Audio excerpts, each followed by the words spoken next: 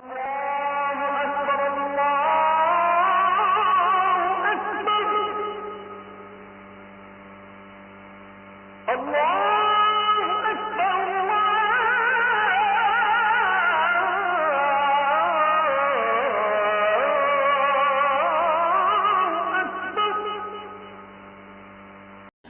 আপনাকে বাংলাদেশের কয়েক কোটি মানুষ দেখাতে পারবো ইনশাআল্লাহ, যদি আমাকে অথরিটি দেওয়া হয়, যারা কোরআনের আলিফও জানে না বাও জানে।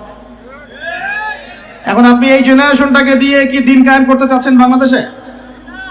পারবেন? মনে হচ্ছে পারবেন যদি এদেরকে প্রশিক্ষিত করতে পারেন। প্রশিক্ষণটা হবে কিসের প্রশিক্ষণ? আগে ইলমের, তাজকিয়ার, ইমানের, তারপরে দাওয়াতের, তারপর জিহাদের। কথা বোঝা যায়?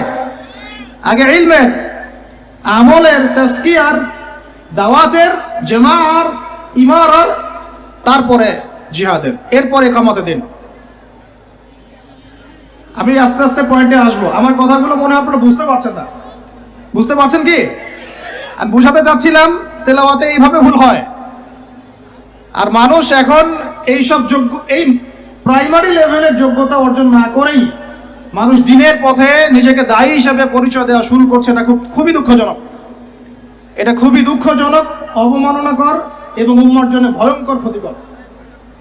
আর আমরা সাধারণ মানুষ অনেক সময় না বুঝে এ ধরনের মানুষকে অনেক উঁচু মর্যাদা দেওয়ার চেষ্টা করছি, না বুঝে। এটা ঠিক হচ্ছে না, কারণ উপকার করতে গিয়ে ক্ষতি হয়ে যেতে পারে বেশি।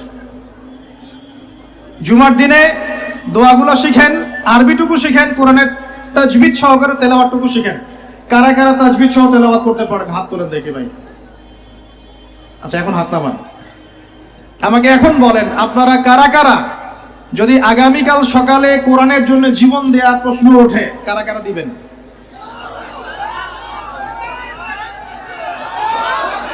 হাত নামান, হাত নামান। ওয়াল্লাহি আল্লাহর কসম করে বলছি আপনারা পারবেন না।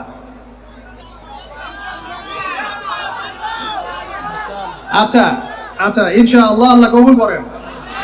তাহলে আমাকে আগে কোরআন তেলাওয়াতটা সহি করে দেখান। জীবন দেওয়া অনেক পরের কথা, জীবন দেওয়া অনেক বড় কথা কি না? এটা কি এত সহজ? এত সহজ না ভাই, এত সহজ না। 3 দিনের রিমান্ডে একদম আপাতমস্তক সব চেঞ্জ হয়ে যাবে। কয়দিন? 3 ঘন্টা রিমান্ডে, মাত্র 3 ঘন্টায় বড় বড় ইমানদারের রিমান্ড দেখবেন যে বের হয়ে গেছে পিছন দিক দিয়ে, নাই শেষ গায়ে। এত সহজ না আল্লাহর জন্য জীবন দেয়া। আগে আল্লাহর জন্য তো আপনি নামাজই পড়তে পারছেন না, আপনি আল্লাহর জন্য তাহাজ্জুদই উঠতে পারছেন না। তাহাজ্জুদই তো উঠতে পারছি না আমরা তাহাজ্জুদে উঠতে না পারি, রাত জেগে আছেন, রাতের একটা অংশ তো নামাজ পড়ছেন না। আল্লাহর জন্য তো আপনি দোয়া কালামগুলো মুখস্থ করলেন না, কোরআনটাও তেলাওয়াত করে এখনো শিখলেন না। 40টা হাদিস আপনি মুখস্থ বলতে পারছেন না। এখন পর্যন্ত আল্লাহর জন্য আপনি হালাল খাওয়া শুরু করতে পারলেন না। আমি কাউকে উদ্দেশ্য করে কথা বলছি না, আমভাবে বলছি। ও যদি বলি এখানে যদি কেউ চোর থাকেন, তার উপর একটা চর, তাহলে কি আপনি দাঁড়ায় বলবেন যে আমি সেই চোর? কিছু মানুষ তো বলছে আর কি। এখন বাদ দেন। আল্লাহর জন্য এখন পর্যন্ত আমরা হালাল খাওয়া তো ধরতে পারলাম না, সুদ খেয়ে যাচ্ছি। আয়াত একটা তেলাওয়াত করলাম, এটা আল্লাহর সাথে যুদ্ধ করা, নবীর সাথে যুদ্ধ করা। ইমাম সাহেব তেলাওয়াত করে, আমি বুঝি না, আমার হাই ওঠে। নামাজে দাঁড়ায় চেয়ার নিয়ে কারাকারি করি, কে আগে চেয়ার নিয়ে কারাকারি করতে পারে? নামাজে দাঁড়াই নড়াচড়া, মানে বুঝি না যে কি হচ্ছে নামাজে, কার সামনে দাঁড়িয়েছি, কি বলছি। আর আল্লাহ পাক যে আমাকে দেখছেন, আমার যে নামাজে আল্লাহর সামনে দাঁড়িয়ে আমি আছি, আল্লাহ পাকের সামনে আমাকে এভাবেই কিয়ামতের দিন মানে ইন্ডিভিজুয়ালি দাঁড়াতে হবে। নামাজ কি ফিলিংস দিবে? নামাজে দাঁড়িয়ে গা চুলকাচ্ছি, আঙ্গুল ফুটাচ্ছি, নড়াচড়া করছি, হাই উঠাচ্ছি, আর ইমাম সাহেব যদি একটু তেলাওয়াতটা লম্বা করে ফেলছে, ব্যাস, তাহলে তো অবস্থা খারাপ, পরের দিন থেকে চাকরি নাই। এতগুলো কথা আমি ভূমিকায় বলতে চাই নাই। শুধু মূল কথাটা হচ্ছে এখানে, ভাই আমাদের সবাইকে আগে বেসিকটা ঠিক করতে হবে। রাজি আছে কি নাই ভাই? আমার ওয়াজ শুনে কোনো লাভ হবে না। আপনি যদি আপনার বেসিক ঠিক না করেন, আমার ওয়াজ করেও কোনো লাভ নাই আপনাকে। হয়তো এটার জন্য আমি কিছু আজর পাবো, নিয়াত ঠিক থাকলে, আদতে এই বাংলার জমিনে দিন কায়েম হবে না। আর আমার মনে হয় না যে আমরা সবাই চাই যে আমরা দিনটা কায়েম করি। আমার মনে হয় না আমরা সবাই এটা চাই। গুটি কয়েক কিছু মানুষ চায়, বাকিরা মনে করে কি দরকার এত ঝামেলায় যাওয়ার, কি দরকার, ভালোই তো আছি, স্ত্রী সন্তান বউ বাচ্চা নিয়ে আছি, চাকরি বাকরি করছি, ব্যবসা বাণিজ্য করছি, খাচ্ছি যাচ্ছি, এভাবেই কবরে যাব। কয়জন ফিকির করে যে আমি একটা তাফসীর লিখে যাই, বা একটা বই লিখে যাই, বা আমি অ্যাটলিস্ট কিছু হকের কথা বলে যাই, বা আমি অ্যাটলিস্ট একটা অ্যাসোসিয়েশন ফর্ম করি, দিনের জন্য কিছু করি, বা আমি অ্যাটলিস্ট একটা মসজিদ মাদ্রাসা করে তুলি, বা আমি যুবকদেরকে শিক্ষিত করার জন্য বা দিনের পথে আনার জন্য কোনো ফিকির করি, বা আমি আলেমদেরকে একসাথে করার একটা ফিকির করি। কয়জনের এই ফিকিরগুলো থাকে আসলে? সেলফি, ভিডিও, ছবি, এই মানে বাহ্যিক আবেগ, এগুলো দিয়ে ভাই কিচ্ছু হবে না। আমার আগেও এখানে বসে বসে, এরকম মঞ্চে বসে বসে বহু বরেণ্য ওলামায়ে কেরাম ওয়াজ করে গেছেন বাংলার মাটিতে, এবং তাদের অনেকেই কারাগারে চলে গেছেন। বহু মানুষ বহু মানুষ তাদের ওয়াজ শুনে ঠিক ঠিক বলতো, গরম গরম বক্তব্য দিতেন, এবং মানুষও ঠিক ঠিক বলতেন, জনগণও তাকে আর উস্কে দিত যেন সে আরো গরম বক্তব্য দেয়।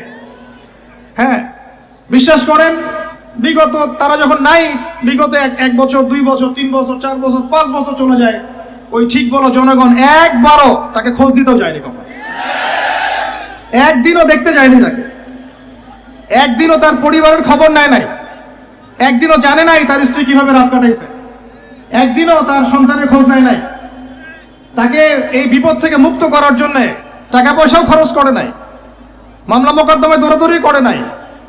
আমরা ফ্যান্টাসিতে দিন কায়েম করতে পারবো না।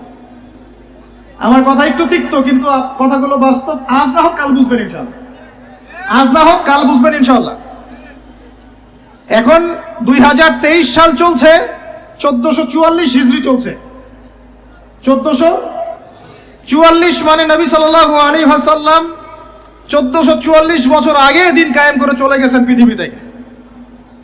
1444 বছর পর এসে আমরা এগুলো নিয়ে কথাবার্তা বলছি।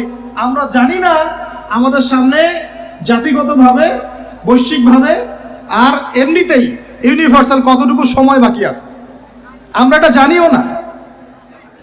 হাদিসে অনেক আগেই বলা হয়েছে যে এই 2 আঙ্গুলের ডিস্টেন্স যতটুকু, তোমরা আমার 2 আঙ্গুল দেখো, এই 2 আঙ্গুলের ডিস্টেন্স যতটুকু, আমার আগমন আর কিয়ামতের দূরত্ব এতটুকু। নবীজি অনেক আগে বলেছেন যে আসর থেকে মাগরিব সময়টার উদাহরণ, মিসাল হচ্ছে আসর থেকে মাগরিব। এইভাবে দিন কায়েম হয় না। আমরা যদি দিন সত্যিকার অর্থে কায়েম করতে চাই, আগে বেসিক ঠিক করতে হবে। আজকে রাতে দোয়া কবুল হবে ইনশাআল্লাহ। এখন যেহেতু আমরা একটা জামার মধ্যে আছি, আল্লাহর ফেরেশতারা এটা ঘিরে রেখেছেন ইনশাআল্লাহ। আল্লাহ পাক অবশ্যই আমাদের কথা শুনছেন, দোয়া শুনছেন। সবাই আগে দোয়া করি, নিয়াত করি যে এই নামাজের কথাটা আপনার কানে চলে গেল, আজকের পর থেকে কোনোদিনও যেন নামাজ না ছুটে যায়। জোরে বলেন মুজাহিদদের মতো। আল্লাহ আমাদের দোয়া আপনি কবুল করুন। আমাদের কারো যেন কখনো এক ওয়াক্ত নামাজও আল্লাহ মিস না যায়, এবং নামাজে আমরা যা পড়বো তা যেন বুঝতে চেষ্টা করি। আল্লাহ পাক আমাদের সবাইকে কোরআন বিশুদ্ধ করে তেলাওয়াত করার তৌফিক দান করেন, এবং কোরআনের ভাষা আরবি শেখার তৌফিক দান করেন। আরবি না শিখে আমরা দাওয়াতি কাজে আসবো না, এবং আমরা সবসময় মুহাক্কিক ওলামায়ে কেরামের সাথে থাকবো। তাদের সাথে থেকে আমরা দিন শিখব, তাদের সহবতে থাকব, তাদের কাছে পরামর্শ করব, তাদের কাছে সিলেবাস করে নিয়ে পড়াশোনা করব, করে নিজের যোগ্যতাকে বাড়াবো ইনশাআল্লাহ।